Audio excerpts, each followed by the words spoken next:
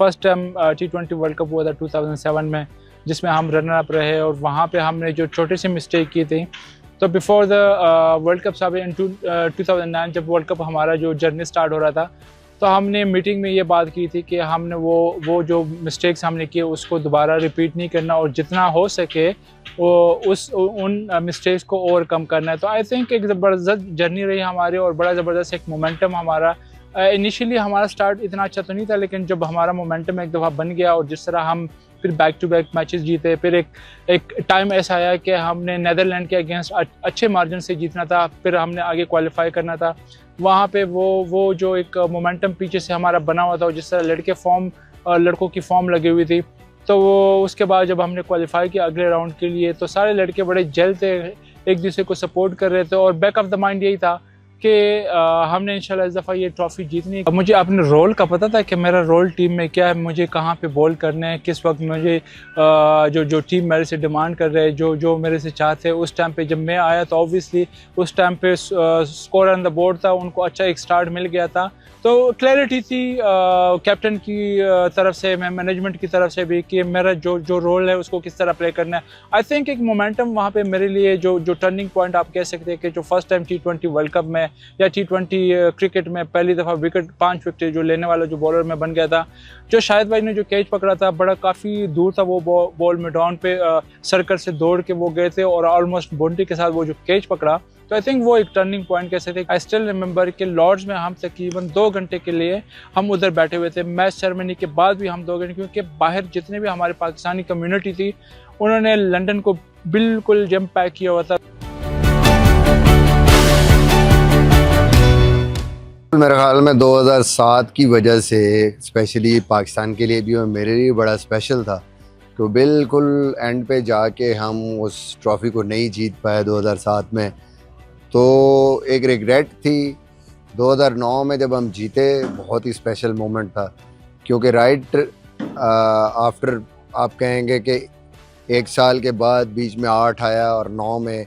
जल्दी ही हम रिकवर कर गए, वरना टीमें देखें बड़ा मुसलसल कितने साल जो है वर्ल्ड कप नहीं जीत पाते। तो बड़ा ही स्पेशल मोमेंट था और आज मुझे याद है वो दिन जब स्कोर टाई हुआ है और शाहिद अफरीदी सामने थे और उस टाइम पे जब बिल्कुल लैंडिंग रन्स पे मैच आया तो मैंने पैड किए हुए तो स्पेशली यूनुस खान ने मुझे कहा कि आपने अब जाना अगर आउट हो। वो चाहते थे कि मैं जाके स्कोरिंग विनिंग शॉट खेलूं, तो वो मेरे लिए बड़ा एक मेमोरेबल सा मोमेंट था। बट मेरी बारी नहीं आई, बट पाकिस्तान ने वर्ल्ड कप जीता और हमारे लिए वो जो रिकवरी थी आफ्टर 2007 वो बड़ी स्पेशल थी। ओवरऑल हमारा स्टार्ट जो है वो बड़ा ही मुश्किल स्टार्ट था। शुरू में हम लोग मैचेस हारे, लेकिन जब हम जीतना शुरू हुए, स्पेशली जब हम न्यूजीलैंड का मैच जीते और हमने क्वालिफाई किया, तो उसके बाद एक बिलीफ टीम में और एक रिदम सा बन गया। उसके बाद हमें लग रहा था जब हम सेमीफाइनल में साउथ अफ्रीका अगेंस्ट आए तो ऐसे लग रहा था कि अब हम इंशाल्लाह हमारा कोई मसला नहीं है, हम अब थ्रू करेंगे। टीम की फॉर्म, शाहिद अफरीदी जिस तरीके से खेलना शुरू हुए और फिर बाकी भी हमारी जो बॉलिंग थी उस टाइम पे, जो रिदम आया टीम को, बिलीव जिस तरह से आया, वो ऐसे लगता था कि भाई यहाँ से अब हम इसको लेके निकल जाएंगे।